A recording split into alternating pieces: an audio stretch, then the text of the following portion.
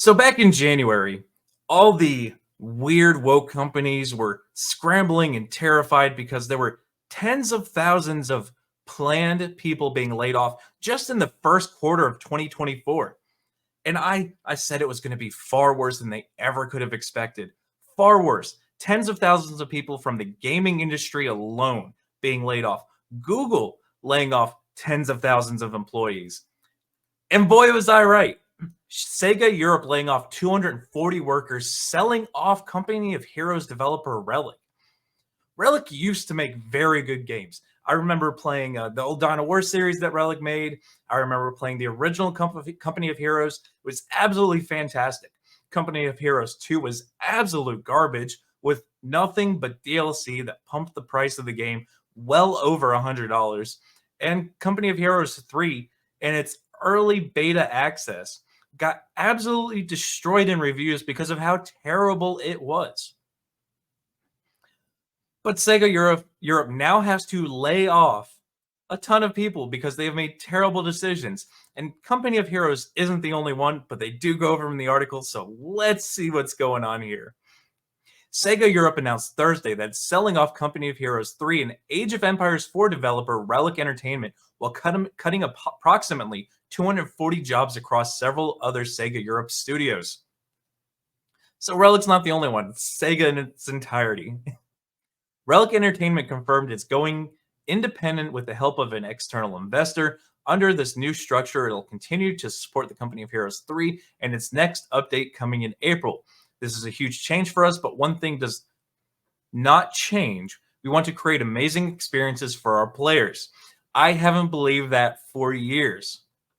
4 years. They've made terrible games. Dawn of War 3 was an absolute atrocity that I think it's still Dawn of War 3 Steam. I think it's still got negative reviews on Steam. Oh yeah, it's still got a ton. Still got a ton. Dawn of War 3. Dawn of War 2 was a change from the original Dawn of War, I guess, trilogy at this point. Well, no, because there's more than 3. Lots of Dawn of Wars. They were fantastic and everybody loved them.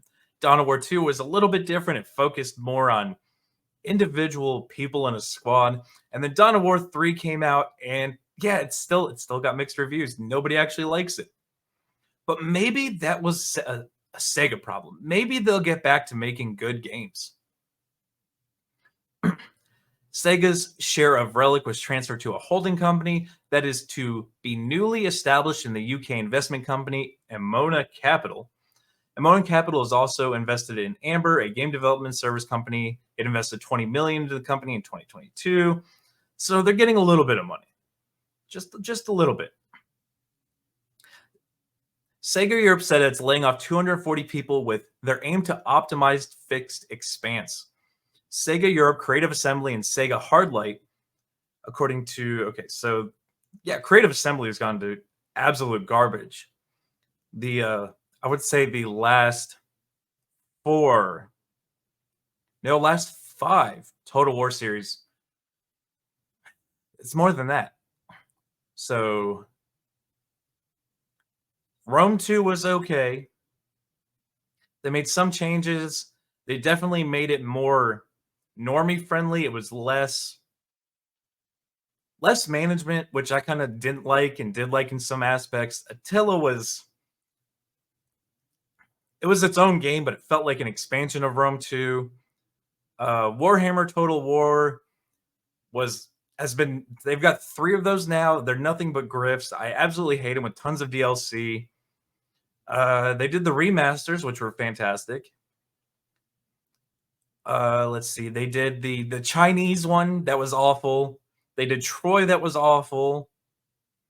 Yeah, Creative Assembly's definitely gone downhill. And here we go. SEGA Europe blamed its restructuring on a reactionary decline from the stay-at-home demand in COVID-19 and the economic downturn due to inflation, which led to lowered profitability for the company. It's 2024 and SEGA is blaming COVID for their bad sales. 2024, blaming COVID. You know, it's not that they put out terrible games for the last, what, 10 years? Has nothing to do with that. Industry trackers put the number of people laid off from the video game industry in 2024 to over 8,000. More than 10,000 people were laid off in 2023. Yes, it's massive layoffs. And I do believe it was Sega who was involved in Hyenas. And the Hyenas didn't even make it out of early access before the studio was canceled and shut down. And I did do a video on it, and I did reference it a couple different times. But if you didn't know, Hyenas was a woke game. And when I say woke game, I actually mean woke in its entirety. It was entirely diverse female characters killing men in a shooter that was similar to Fortnite without the building. It was absolutely awful.